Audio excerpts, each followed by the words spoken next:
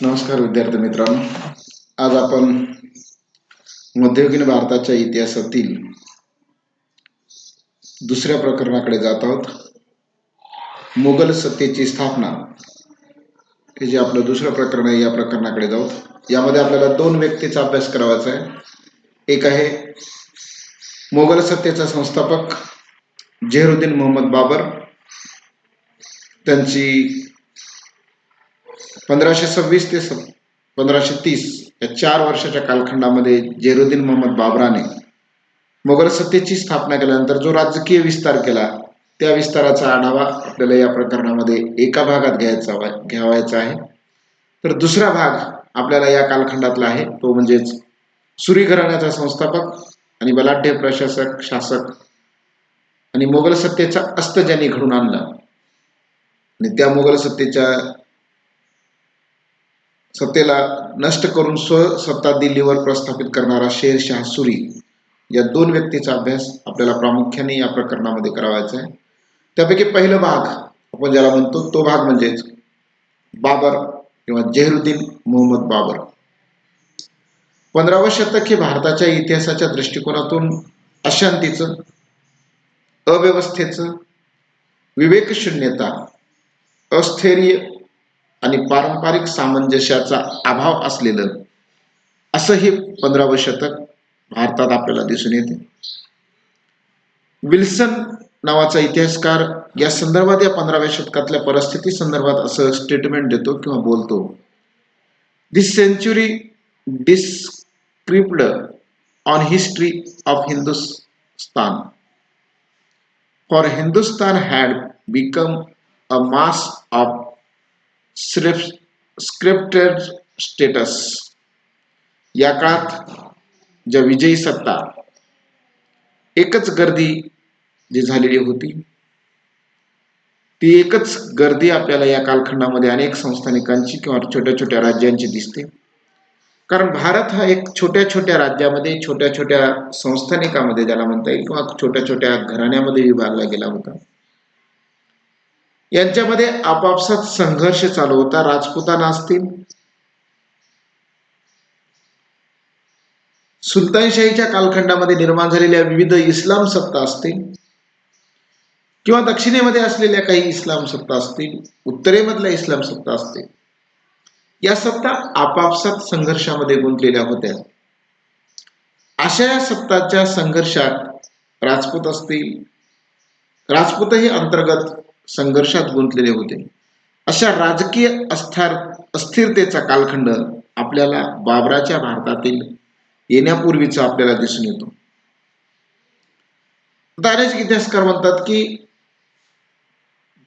मोगल यांचं मूळ वसतिस्थान कोणतं, किंवा बाबर हा मूळचा कोण, मोगलांनी भारतावर का आक्रमण केली, याची जर आपण पार्श्वभूमी बघितली किंवा एकंदर जर आढावा घेण्याचा प्रयत्न केला, तर आपल्या एक लक्षात येईल की तुर्की आणि अफगाण शासकाप्रमाणे मोगली मूळ कोणत्या प्रदेशातील आहेत याविषयी एक मत इतिहासकारामध्ये दिसून येत नाही.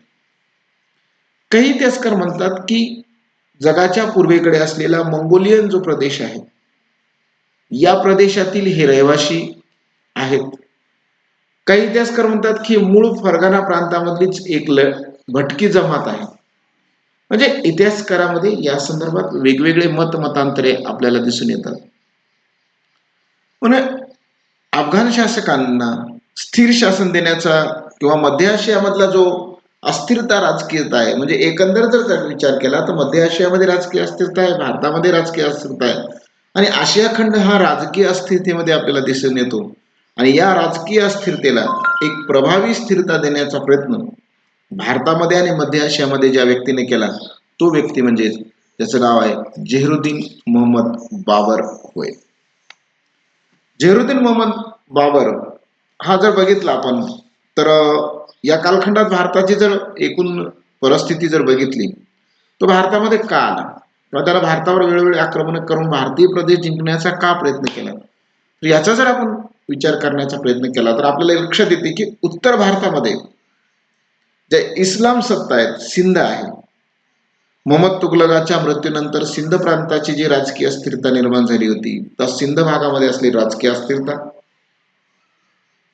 काश्मीरमध्ये मुसलमान प्रभावापासून जास्त काळ काश्मीर मुक्त राहू शकला नाही, तिथं असलेला हिंदू आणि मुस्लिम राजांचा किंवा सरदारांचा असलेला संघर्ष, दिल्लीला असलेल्या लोधी घराण्यामध्ये अंतर्गत ग्रहकलह, प्रांताधिकारी आणि दिल्ली सल्तनतमध्ये असलेला संघर्ष आणि त्यावर नियंत्रण न करू शकलेली लोधी घराणं किंवा लोधी सत्ताधीश, जोधपूर, फिरोज तुघलकाच्या मृत्यूनंतर जोधपूरवर जे निर्माण झालेली राजकीय अस्थिरता, उत्तर भारतात जर आपण विचार केला आणि पूर्व भारतात जर विचार केला तर बंगालमध्ये, बंगालपासून दिल्ली प्रांत किंवा दिल्ली आणि बंगाल यांचं अंतर जास्त असल्यामुळं तिथे तुघलकाच्या मृत्यूनंतर असं स्थिर शासन किंवा प्रभावी नियंत्रण कोणी प्रस्थापित करू शकलं नाही.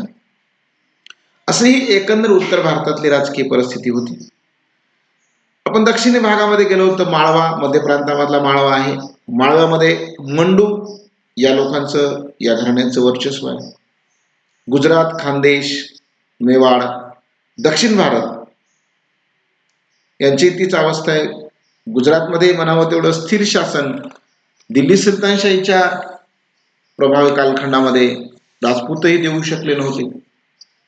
खानदेश असेल, बहमनी दक्षिणेतल्या सत्ता असतील, या सत्ता म्हणजे या ज्या एकंदर मुस्लिम सत्ता आहेत, या मुस्लिम सत्ता प्रभावी राजकीय स्थिरता देऊ शकल्या नव्हत्या आणि यांच्यामधला असलेला अंतर्गत संघर्षाचा फायदा मोगलांनीच म्हणजे झैनुद्दीन मोहम्मद बाबरांनी घेण्याचा निर्णय घेतला हे आपल्याला दिसून येते.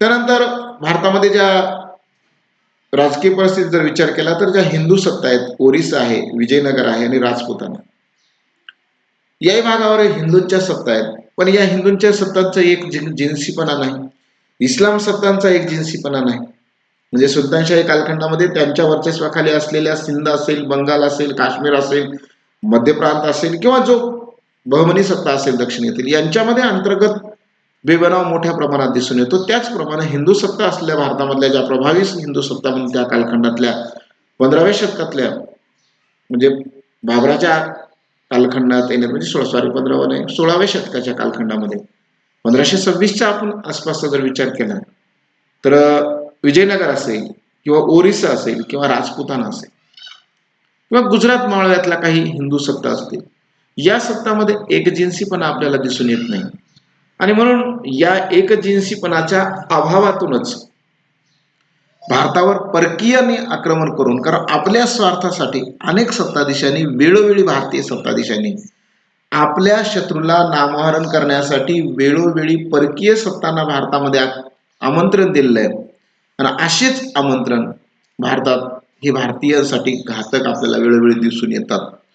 आणि म्हणून एक जर बघितलं तर 1526 ची जर आपण जर परीक्षण केलं, 1526च्या कालखंडाचा जर आपण विचार केला, बाबराच्या अकबर आक्रमणाच्या वेळी जर आपण विचार केला तर उत्तर आणि दक्षिण भारतातली राजकीय परिस्थिती का फार वेगळी नाही.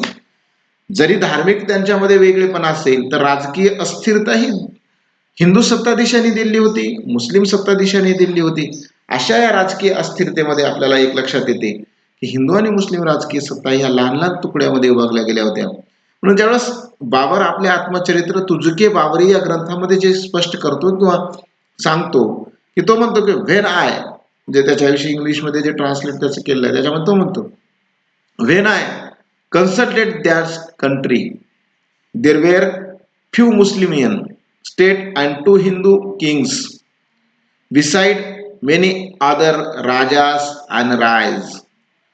म्हणजे या कालखंडामध्ये आपण जर विचारला तर ज्यावेळेस मोहम्मद जैनुद्दीन बाबर 1526ला भारतावर 5वं आक्रमण करतो त्यावेळेस भारतावरची राजकीय परिस्थितीचं चित्रण करताना आपल्या तुजुके बाबरीमध्ये म्हणतो की भारतामध्ये यावेळेस काही 5 मुस्लिम सत्ताधीश आहेत जे प्रभावी आहेत, 2 हिंदू सत्ताधीश प्रभावी आहेत आणि बाकी छोटे अशा राजकीय अस्थिरतेमध्ये भारतीय किंवा हिंदुस्थान हा गेलेला आहे. अशा या संदर्भात असं म्हणतात की राष्ट्रप्रेम, राष्ट्रीयत्वाचा अभाव हा भारतातल्या सत्ताधीशामध्ये दिसून येतो. डॉक्टर ईश्वरी प्रसाद सारखा इतिहासकार जो मध्ययुगीन भारतीय इतिहासाचं चांगल्या पद्धतीने लेखन ज्या व्यक्तीनं केलं आहे आणि त्यांचं स्टेटमेंट आहे, India was the conscience of state and likely to fall uncaged before any inviter. म्हणजे याच्यातून जर आपण बघितलं तर बाबराच्या आक्रमणाच्या वेळी ईश्वरी प्रसाद असतील किंवा तुझे बाबरीमध्ये बाबर आपल्या आत्मचरित्रात म्हणत असेल, तर भारताच्या एकंदर राजकीय परिस्थितीचा आपण जर विचार केला तर हा भारतीय इतिहासासाठी एक वेगळा किंवा एक अस्थिरतेचा कालखंड होता. म्हणून बाबराने भारतावर आक्रमण केले. तर या बाबराच्या भारतातील आक्रमणाच्या संदर्भात किंवा भारतामधील या परिस्थिती संदर्भातलं हे राजकीय चित्रण केल्यानंतर पण आपल्या या परिस्थितीच्या नंतर आपण जाऊ जेहरुद्दीन मोहम्मद बाबराकडे.